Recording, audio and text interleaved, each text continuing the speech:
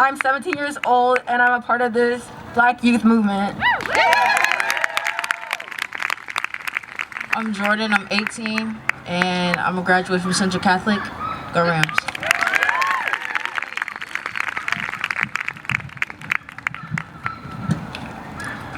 I'm Mariah. I go to Benson Polytechnic High School. I play basketball.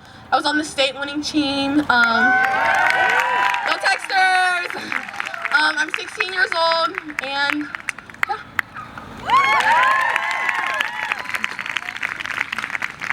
My name is Anasia Glass. I went to Centennial High School. I graduated and I'll be going to PSU in the fall on a full ride. And I want to be a doctor, so, and that is me.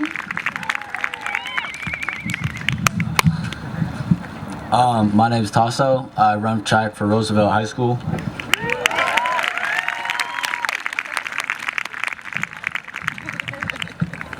My voice is kind of gone. My name's Octavia. I'm 22. I'll be back at Portland State this fall. I study psychology and social justice.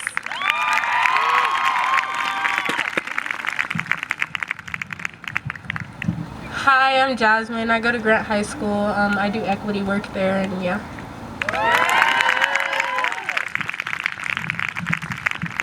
Hi, my name is Benjamin, and I play basketball for Central Catholic.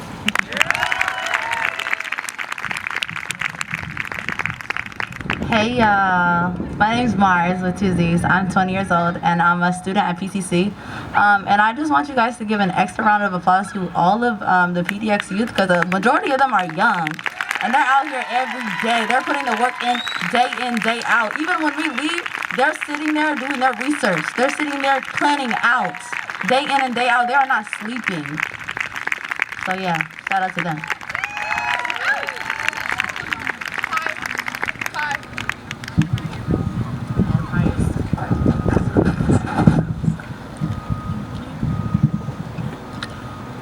So I kind of this whole march was for education, especially for Black students. I know growing up, I never really had like the money to pay for like lunch or like go on field trips that I needed to go on, because my mom was a single mother. She raised me and my brother, and it was hard. Like growing up as an African American woman was hard. Like none of us have it easy. Like we just don't have it like at all. So some of our goals is just like start putting all the money that's going to the police. Like when we say to fund them, we want that money to go back into schools. We need to look into other options. Because if I'm being honest, we all know that Portland public schools are ass. If you attended a Portland public school, it was terrible. I did not have the resources that I needed to succeed. I did not have the teachers. I still don't have the teachers that I need to help me succeed. They just don't care about people of color or Black people at all. So today, every day after today, I need everyone to be doing their research. Do what you can to put back into the Black community. Yeah.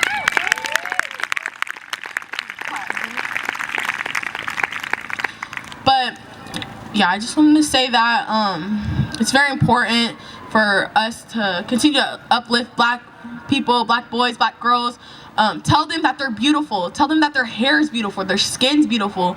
You know, like we can't continue to put them down, because that's what makes us put each other down. We need to start uplifting every single one. Because at the end of the day, kindness is what matters. Because this is why we're all here. Because police and people think that they can just treat Black people like shit. No. Yeah. Say, I don't stand for that shit. Say it. Louder. Louder. Louder. Okay, because neither do I. I'm just making sure we're on the same page, okay? Thank you.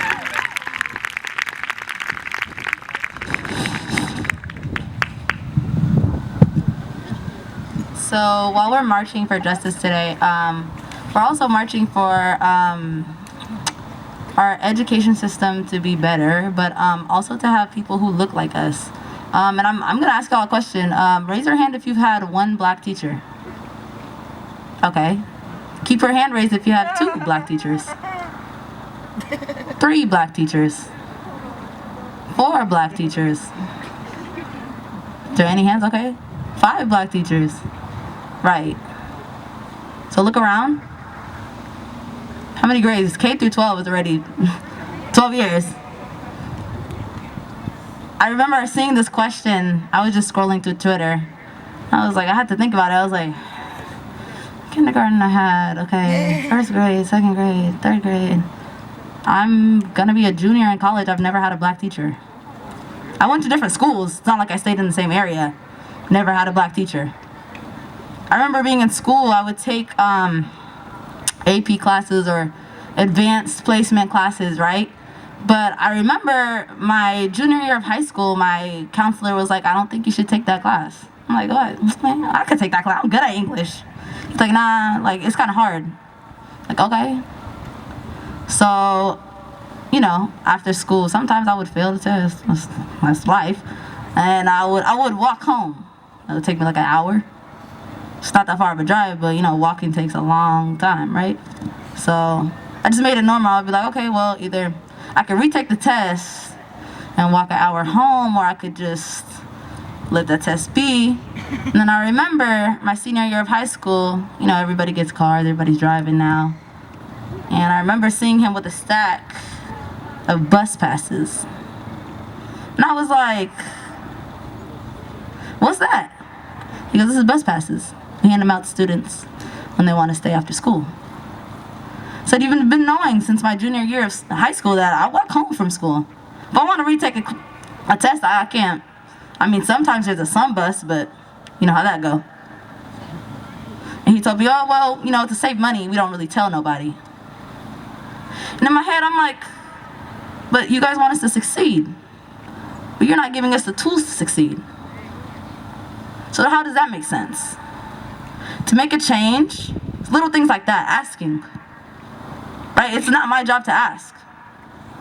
As a teacher, as an administrator, it's your job to tell, to lead. I should not have to ask. That is why we're here.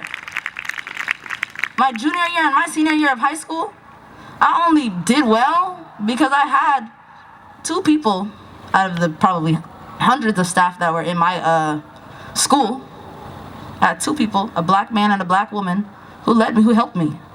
They were through REAP. I don't know if you guys know what REAP is. I do. She does, because she was in REAP with me, period. So they help lead black youth and black, you know, leadership. They teach us what it means to be a black student, what it means to look into colleges, like you know, everything that goes into that. I didn't know. Freshman year, sophomore year of high school, I'm just walking around the hall like dilly-dally. Okay, I'm gonna go to my class. Okay, the period's over. I'm gonna go to my next class.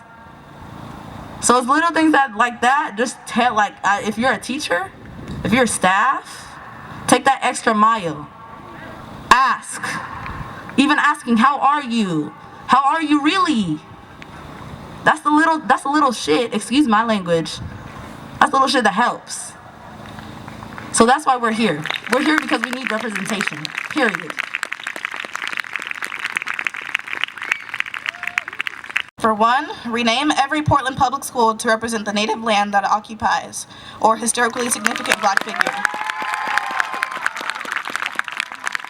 Number 2, we said restructure and reword Portland Public Schools curriculum to accurately reflect African American history and include more of it. This will include 1 semester of Black history and 1 semester of Indigenous history, as well as more Oregon history to highlight our state's racist origins. That also means spending the same amount of time on African history as we spend on European history. Number 3, we said require at least 1 staff for every school that specifically is equipped for diversity, equity, and fair treatment of BIPOC students. Number 4, make the budget for every school the same regardless of property taxes and value. Number 5, put strict,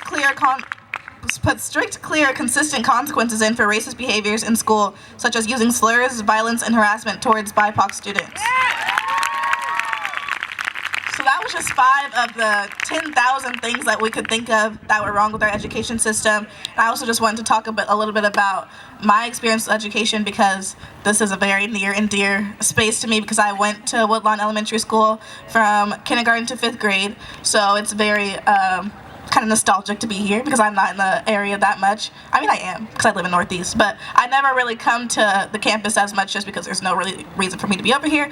But yeah, I started in preschool at Albina Head Start, which I think a lot of black kids, I think what you're going to hear from me is what a lot of black kids, especially in Northeast Portland, have grown up with, because we all grew up together and we all had to fight the same battles in the same way. A lot of our parents decided to put us in the same schools because those are the schools that worked for us. So I started at Albina Head Start, and then I moved to here, Woodlawn, kindergarten. From kindergarten to 5th grade, this was my main experience, having black teachers and just having a space where students looked like me. The time that I went, I'm 17 now, so you could kind of do the math of when I was in kindergarten to 5th grade. I'm not going to do it, but when I was here, there was mostly black students. It was almost only black students. It was almost only black teachers. And now when I drive around the neighborhood and there's a bunch of white people, like I went over there, my best friend used to live across the street, and now she doesn't live there anymore, and all of her neighbors used to be black when I was in 2nd grade, 3rd grade, 4th grade, and now all of that area is a bunch of white families. So that also speaks to the gentrification in this area as well, going along with the gentrification that's happening in the school building. But Woodlawn's a very special place, and I think it gets overlooked a lot because it has so many black students and has so many hidden gems of Portland that we don't recognize because they're black students and they don't get the resources that we need. I never had a book that was given to me here. I never had a math book. I never had a history book. We learned from the computers, the desktop computers, because we didn't have laptops, but we all had to share the 10 desktop computers, and there was a group of about 40 of us in my 2nd, 3rd grade classes. So you can imagine how hard it would be to have one black teacher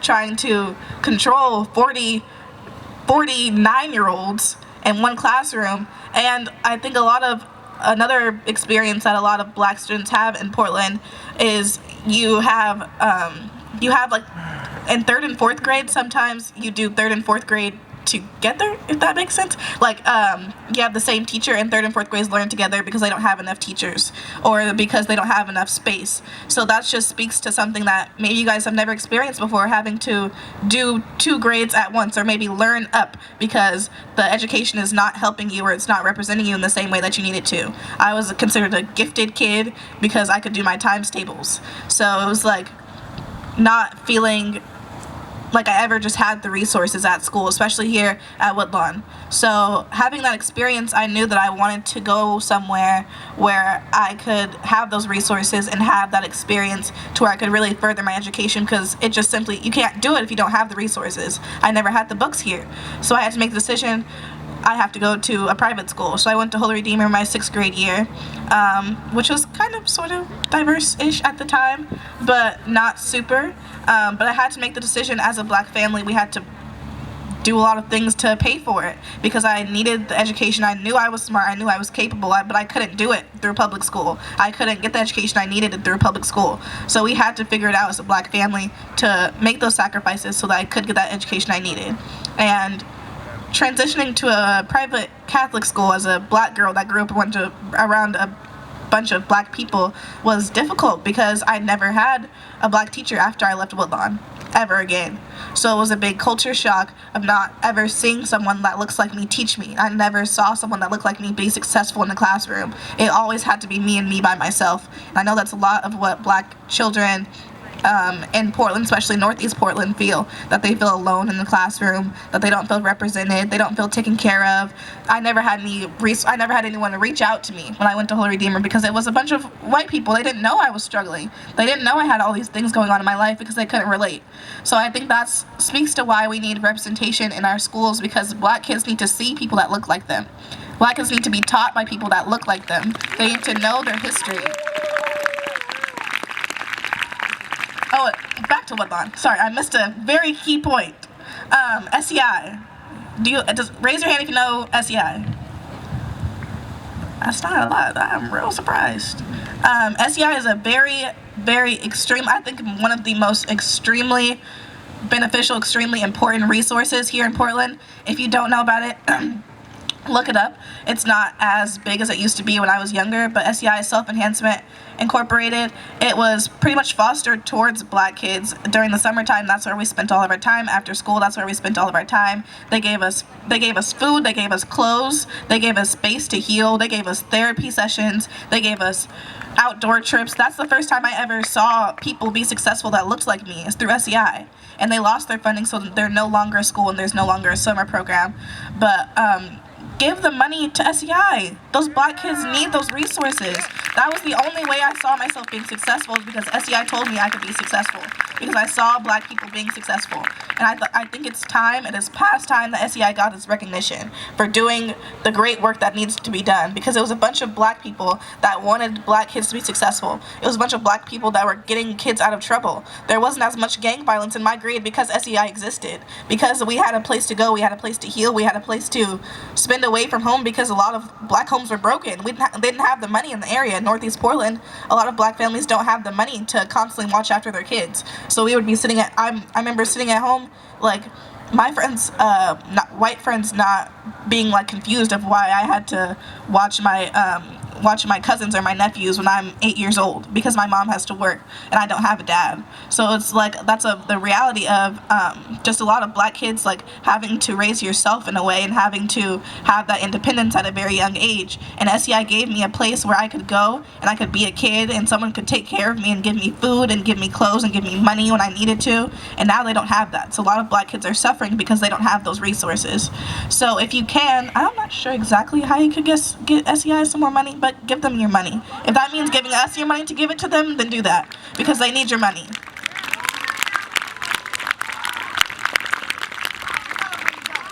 Oh, and Central Catholic was a very similar experience to Holy Redeemer, but just looking forward, I felt like I just couldn't get the proper education I needed going to a predominantly white college, so I chose HBCU.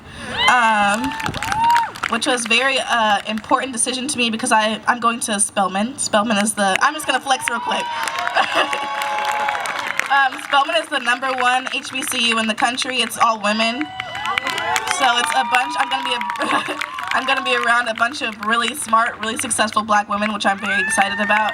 It's an education that's gonna be tailored towards me, that's fit for me, that's made for me, and I'll actually know my history and someone will be there to help me, and it's an education that's fit for me in a way that I've never experienced before, because I've grown up in Portland where everyone was white, and the only time I ever had a black teacher was when I was here, but they didn't have the resources to be the proper teacher they could be. And I know the teachers here are amazing at Woodlawn, they just don't have the money, they don't have the resources to give those kids that same education that they need, because we don't have the books, they don't have the space. Our classrooms are this big, the kids are filling the classrooms, we had to sit on desks at some point. This isn't just like some crazy idea, this is the reality of black kids here in Portland, especially at Woodlawn, where it's a lot of black kids. You don't really see a lot of black kids the way you see them here at Woodlawn. So this is a very important space to be in, and I hope when you leave you can look at the neighborhood and see how it's changed if you've seen it before in the past 10 years, and see how it's morphed to not necessarily be, I think, what it should because of gentrification. But that is my spiel on the education.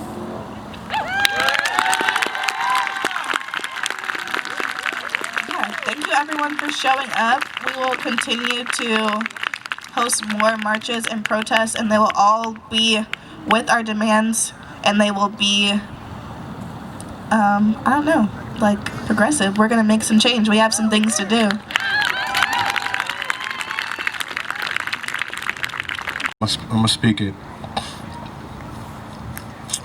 First thing I want to say is I want to acknowledge the victory that's taking place before we get into this struggle. The indigenous principles of humanity are being restored. Can I get an ashe? I need another ashe. There we go. That's what's up. The narcissists in power are the existential echoes of separation itself. They are losing a cosmic battle, and now they are losing their kingdoms of corruption. We are waking up from a long slumber induced by controlled opposition and counterintelligence operations. For me, being raised as I did by leaders in the civil rights movement, I was a particularly well-informed and clairvoyant little boy. I had a thirst for human authenticity that wasn't easily quenched. For me to respect the teacher or the school system itself, they would have to respect me. As a revolutionary creative, I chose to document the violence of colonialist pedagogy and to also document the richness of our otherwise demonized culture. You see, as a thug, gangster, hoodlum, labeled Afro-Indigenous multi-ethnic black man, I was free.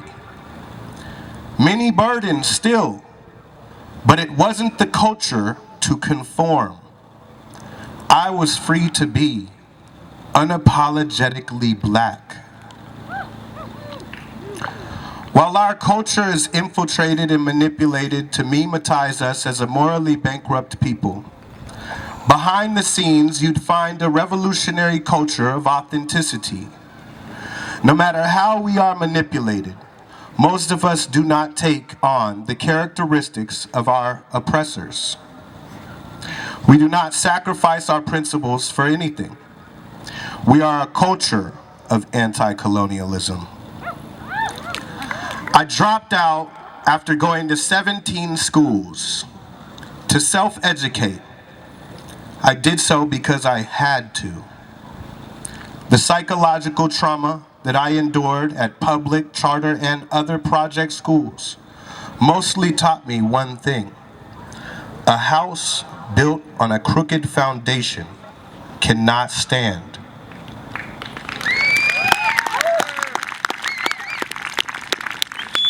Unapologetically black culture allows us to recognize our divine sovereignty, communion with a higher authority, and to recognize the crucial parts we all play in humanity's evolution.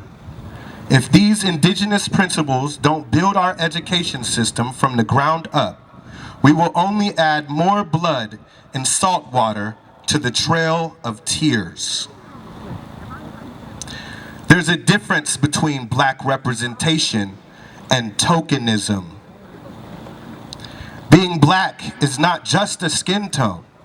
It's a stance to not submit to the same oppressive systems our ancestors died fighting against.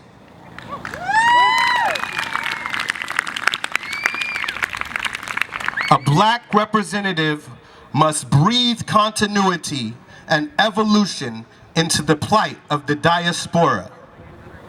I leave you with this. If you still feel the need to appropriate yourself and bring down your blackness in any party, institute, or organization, you are working against not only yourself, but our natural existence. Ashe. I love y'all.